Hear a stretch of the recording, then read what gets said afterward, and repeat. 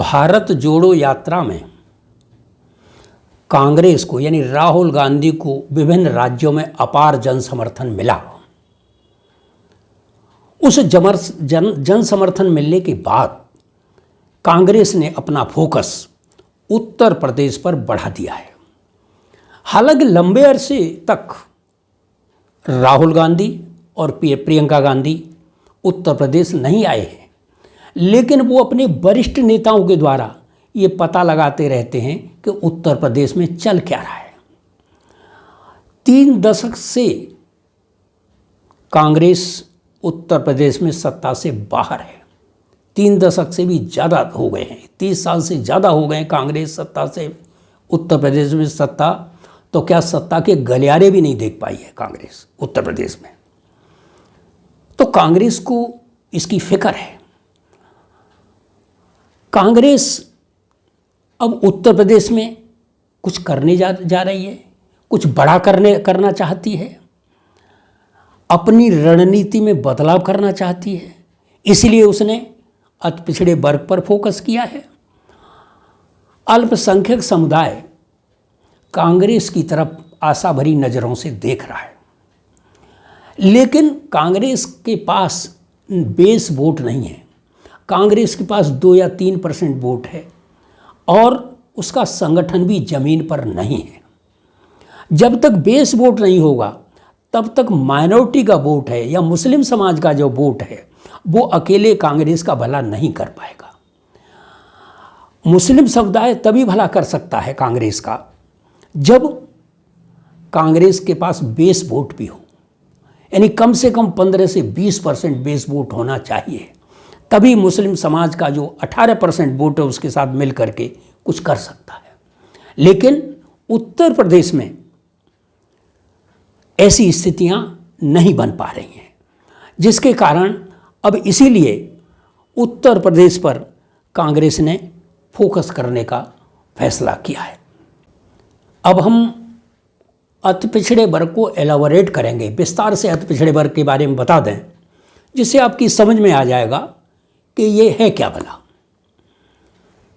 तो जो अति पिछड़े वर्ग है उसकी आबादी उत्तर प्रदेश में 32 से 35% है। ये उत्तर प्रदेश की 1,07,458 जो ग्राम सभाएं हैं उनमें अपनी उपस्थिति दर्ज कराता है। इसका कोई एक नेता नहीं है, कोई एक लीडर नहीं है, ये फ्लोटिंग वोट है। फ्लोटिंग वोट है, ये कहीं भी जा सकता है, किसी के साथ जा सकता है। कांग्रेस इस मंतव्य को समझती है कि अगर ये किसी के साथ जा सकता है तो हमारे साथ भी आ सकता है, हमें कौन कांटे। 2014-2017 में ये भारतीय जनता पार्टी के साथ गया, यानी भारतीय जनता पार्टी में शिफ्ट हो गया है अति पिछड़े वर्ग का वोट 2014, 17, 22। लेकिन 2022 में उत्तर प्रदेश में इसमें अखिलेश यादव ने डेंट लगाया, यानी समाजवादी पार्टी ने इसमें सेंधमारी की और सेंधमारी 30 से 40% वोट की। लेकिन ये बात प्रकाश में कैसे आई कि आरएसएस ने जब सर्वे कराया तो आरएसएस ने देखा कि, और ये जो सर्वे था आरएसएस का, ये इंडियन एक्सप्रेस में भी प्रकाशित हुआ था। तो आरएसएस ने देखा कि 2 चीज़ें हैं। एक तो हमने जो लाभार्थी वर्ग बनाया था, भारतीय जनता पार्टी ने जो लाभार्थी वर्ग बनाया था, उससे पार्टी को कोई लाभ नहीं हुआ। लाभार्थी वर्ग से पार्टी को कोई लाभ नहीं हुआ। दूसरा ये था कि जो अति पिछड़ा वर्ग था उसमें 30 से 40% सेंधमारी समाजवादी पार्टी ने की थी।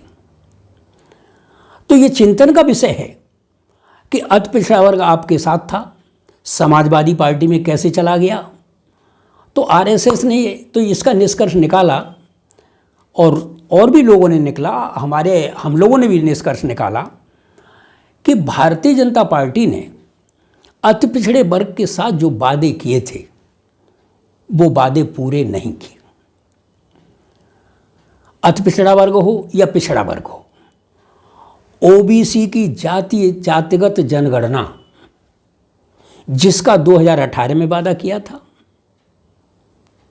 राजनाथ सिंह जी ने, उसको पूरा नहीं किया, आज भी लंबित है। दूसरा, अति पिछड़े वर्ग के लिए जो रोहिणी कमीशन बनाया था, उत्तर प्रदेश सरकार ने राघवेंद्र कमेटी बनाई थी, इनका अता पता नहीं है। यानी ये स्थितियां हैं कि न जनगणना हम करा रहे हैं, न रोहिणी कमीशन का अता पता है, न राघवेंद्र कमेटी का अता पता है, और रोहिणी कमीशन का तो कार्यकाल केंद्र सरकार ने मेरा ख्याल है 10-11 बार बढ़ा दिया है। तो वो तो ये बीजेपी वाले ये समझ रहे हैं कि भाई जब बिना करे ही हमको वोट मिल रहा है तो हमको ज़रूरत क्या है इनके लिए कुछ करने की। 5 किलो राशन देते रहो और ये 5 किलो राशन पे ये लोग खुश रहेंगे। तो सवाल इस बात का है। और तीसरी बात यह है कि सामाजिक न्याय समिति की भारतीय जनता पार्टी अब चर्चा भी नहीं करती है, कोई चर्चा नहीं। और ये 2001 में बनी थी, 22 साल हो गया, 22 साल आपने बनाई, लेकिन आज आप उस पर चर्चा नहीं करते। अब कुछ तो फैसला करिए, मना कर दीजिए, हमको कोई फैसला नहीं करना है। लेकिन आप बीच में लटकाए हुए हैं और 22 साल तक। एक बात और मैं कहना चाहूँगा, 2018 में भारतीय जनता पार्टी ने तमाम सम्मेलन किए थे, जातीय सम्मेलन किए थे, और उन सम्मेलनों में ओबीसी की हर जाति से कुछ न कुछ वायदा किया था कि भाई 2019 में चुनाव होने जा रहा है, आप हमको केंद्र में जिताइए और हम जो है आपके लिए ये करेंगे, आपके लिए ये करेंगे। बिहार विधानसभा प्रस्ताव पारित कर चुकी है, कर्पूरी ठाकुर को भारत रत्न दिया जाए, कर्पूरी ठाकुर को भारत रत्न दिया जाए। लेकिन उस पर सन्नाटा। और इनके एक नेता घोषणा भी कर चुके बिहार चुनाव के समय कि हम सत्ता में आए तो कर्पूरी ठाकुर को भारत रत्न देने पे विचार करेंगे। हर एक सड़क का नाम कर्पूरी ठाकुर के नाम पर होगा उत्तर प्रदेश में, इसकी घोषणा की थी, वो भी पूरा नहीं हुआ। तो सवाल इस बात का है कि आखिर जो एमबीसी है, जो अति पिछड़ा वर्ग है, वो ये देख रहा है कि हर वादे की खिलाफत हो रही है। तो जब कोई रिजल्ट नहीं निकल रहा है, इसी को, इन्हीं सब चीज़ों को पैनी नज़र से कांग्रेस आज देख रही है।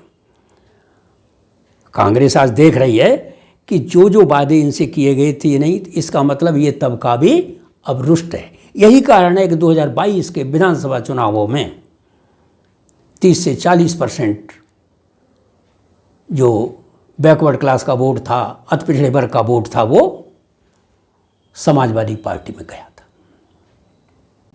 साथियों, अब हम शेड्यूल कास्ट वोट पर आते हैं, यानी अनुसूचित जात के वोट पर।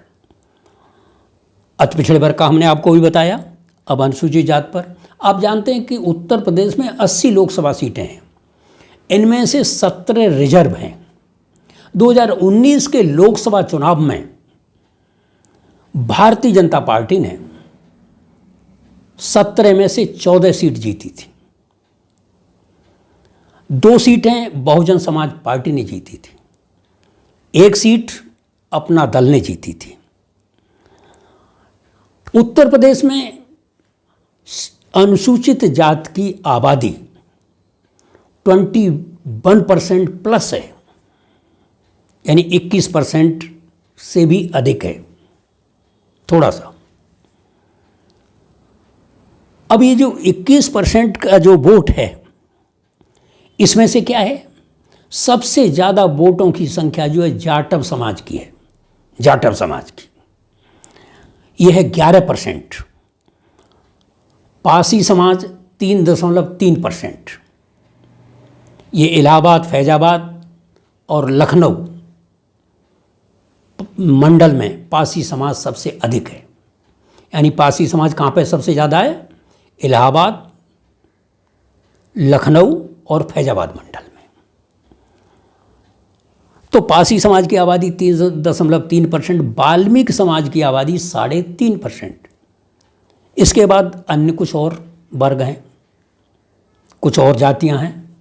कुल मिलाकर के 21% आबादी अनुसूचित जाति की है।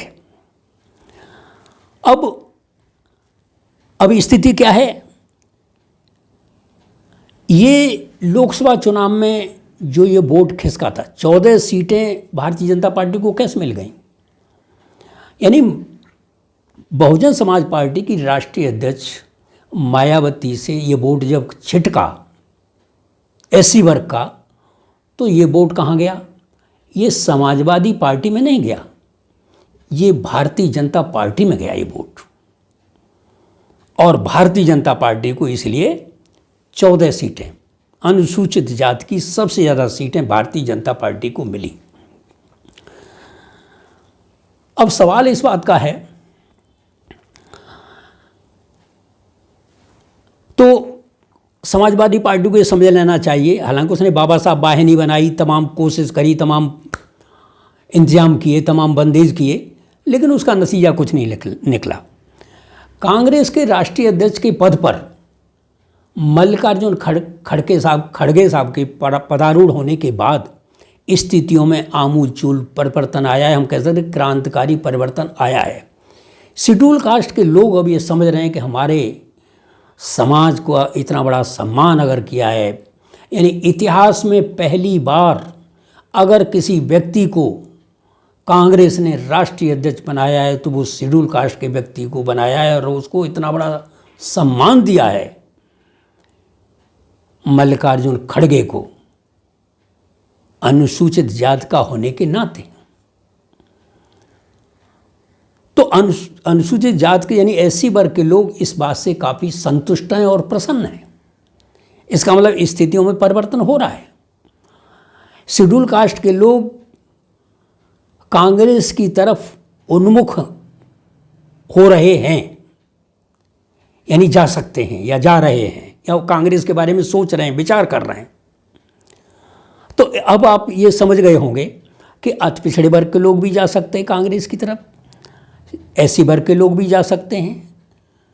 तो ये जो दो वर्ग है, अगर इन वर्गों का अगर 15 से 20% वोट अगर कांग्रेस को मिल रहा है, 20% वोट मिल रहा है, तो माइनॉरिटी का यानी मुस्लिम समाज का 18% वोट भी जब देखेगा कि ये गठबंधन बहुत मजबूत है और इनके साथ इतनी भारी संख्या में इतने लोग हैं, तो फिर वो मुस्लिम समाज का वोट भी उनके साथ जुड़ जाएगा और इस तरीके से कांग्रेस का बैठे बिठाए 35 से 40% वोट कांग्रेस का हो सकता है उत्तर प्रदेश में। लेकिन उसके लिए कांग्रेस को कैडर करने पड़ेंगे, निकलना पड़ेगा, जाना पड़ेगा, प्रचार करना पड़ेगा, लोगों के बीच समझदारी पैदा करनी पड़ेगी, लोगों से वायदे करने पड़ेंगे, गारंटी देनी पड़ेगी, जैसे 5 गारंटी और राज्यों में दे रहे हैं, वो सब कुछ करना पड़ेगा। लेकिन रास्ता है, हम ये नहीं कहते कि रास्ता नहीं निकलेगा, रास्ता निकल रहा है। तो रास्ता निकालने की आवश्यकता है, रास्ता निकला हुआ है, लेकिन कोशिश करनी होगी और कोशिश करने वालों की कभी हार नहीं होती है। तो साथियों, हमने आपको बताया कि कांग्रेस अपना बेस वोट उत्तर प्रदेश में बनाने के लिए किस तरीके से जतन कर रही है, बहुत ही गंभीरतापूर्वक चिंतन और मनन कर रही है। कांग्रेस ने जो एक नया चिंतन और मनन किया है, नया कंसेप्ट जो निकाला है, वो ये है कि कांग्रेस के अनुसूचित जाति विभाग के जो अध्यक्ष हैं आलोक प्रसाद, वो कहते हैं कि दलित तो हमारे साथ था ही, लेकिन 90 के दशक के बाद कांसीराम साहब के उदय के बाद, बहुजन समाज पार्टी के मैदान में आने के बाद दलित हमसे छिटक गया। लेकिन पुनः हम दलितों को जोड़ने के लिए, ओबीसी को जोड़ने के लिए हम एक नया कंसेप्ट लेकर के आए हैं कि हम इस देश के प्रत्येक गांव में 5 संविधान रक्षक अपॉइंट करेंगे, नियुक्त करेंगे। वो खाली एक बिरादरी के नहीं होंगे, उसमें ओबीसी भी होंगे, अल्पसंख्यक भी होंगे, एससी वर्ग के भी होंगे। वो सारे लोग होंगे उसमें मिक्स। 5 वो संविधान रक्षक जो है होंगे, और इस देश के 5,75,936 गाँवों में हर गांव में 5 संविधान रक्षक नियुक्त होंगे। हमारी कोशिश है कि 31 जुलाई तक हम हर गांव में कम से कम 5,75,936 के हर गांव में एक एक संविधान रक्षक जल्दी से जल्दी नियुक्त कर दें, जिससे कि हम उसके बाद आगे बढ़ सकें। तो पहले एक नियुक्त करेंगे, फिर एक जो है और 4, 1 धन 4 को और ले आएगा। तो इस तरीके से 5 संविधान रक्षक वो हर गांव में कांग्रेस नियुक्त करने जा रही है, कि जिससे कि पूरी शिद्दत के साथ ओबीसी, माइनॉरिटी और एससी को जोड़ सके। तो साथियों, वैसे आपकी जानकारी के लिए हम बता दें कि दूसरी पार्टियों के अति पिछड़े वर्ग के, मोस्ट बैकवर्ड क्लास के 4-5 नेता कांग्रेस के संपर्क में हैं, और वे समय आने पर कभी भी पाला बदल सकते हैं, ऐसी हमारे पास सूचना है। एक महत्वपूर्ण बात और है कि राहुल गांधी ने जब भारत जोड़ो यात्रा की थी, तो उस समय, और वो जो भारत जोड़ो यात्रा की थी बहुत ही महत्वपूर्ण यात्रा थी, और उसका जो रूट जो था वो लोनी से होकर बड़ौत, बागपत, शामली और कैराना तक का रूट था। यानी 3-4 जिले थे, और ये वो जिले थे, ये वो पट्टी थी, ये वो रूट चार्ट था जहाँ जयंत चौधरी के दादा यानी चौधरी चरण सिंह की ज़मीन थी, जो उन्होंने बनाई थी। वहाँ पर वो तैयार की थी बरसों की मेहनत से, और उस समय जयंत चौधरी ने अपने संगठन के लोगों को निर्देश दिया था कि आप लोग, ये लोग तपस्वी हैं, जो भारत जोड़ो यात्रा कर रहे हैं, ये लोग तपस्वी हैं, आप इनको जो पूरा सम्मान दीजिए और इनके यात्रा में शामिल होइए। हालांकि अखिलेश और मायावती उस समय नहीं शामिल हुए थे, लेकिन जयंत चौधरी ने उनको पूरा सम्मान दिया था। तो जो जाट समुदाय है, जो उसकी एक बेल्ट है पश्चिमी उत्तर प्रदेश, और ये हमेशा भारतीय जनता पार्टी को वोट देता आया है। 2017, 2017, 2019 वोट देता आया है, वोट जो है। लेकिन अब, और 2022 में भी उसने वोट दिया, लेकिन इस समय वो किसानों और पहलवानों के मुद्दे पर भारतीय जनता पार्टी से नाराज है। तो और नाराज तो है, लेकिन उसने 2017 और 2022 के विधानसभा चुनावों में समाजवादी पार्टी को वोट नहीं दिया। भले वो नाराज रहा भारतीय जनता पार्टी से, लेकिन उसने भारतीय जनता पार्टी को ही वोट दिया। उसने भारतीय जनता पार्टी को वोट दिया। ये दिलचस्प बात है। यानी जो गन्ना बेल्ट है उसमें सारा का सारा जाट समुदाय का वोट जो है वो भारतीय जनता पार्टी को गया, समाजवादी पार्टी को नहीं। आप पूछेंगे क्यों? ऐसा इसलिए कि मुजफ्फरनगर में जो दंगे हुए थे, जो कांड हुआ था, जब समाजवादी पार्टी की सरकार थी, तो वो दंगों की जो बात है उसको अगर लोग भूलना भी चाहें तो भारतीय जनता पार्टी याद दिला देती है, तो उनको अपनी सुरक्षा का ख्याल आ जाता है, ख्याल हो आता है कि समाजवादी पार्टी आ गई तो फिर वही होगा। एनीवे, तो आज हम देख रहे हैं कि कांग्रेस, मतलब जाट समुदाय जो है अब दो राह पे खड़ा है। तो कांग्रेस अगर जाट समाज यानी गन्ना बेल्ट के लोगों पर, उनके निवासियों पर, जाट समाज पर अगर मरहम लगाती है तो निश्चित रूप से इस मरहम का असर तो होगा।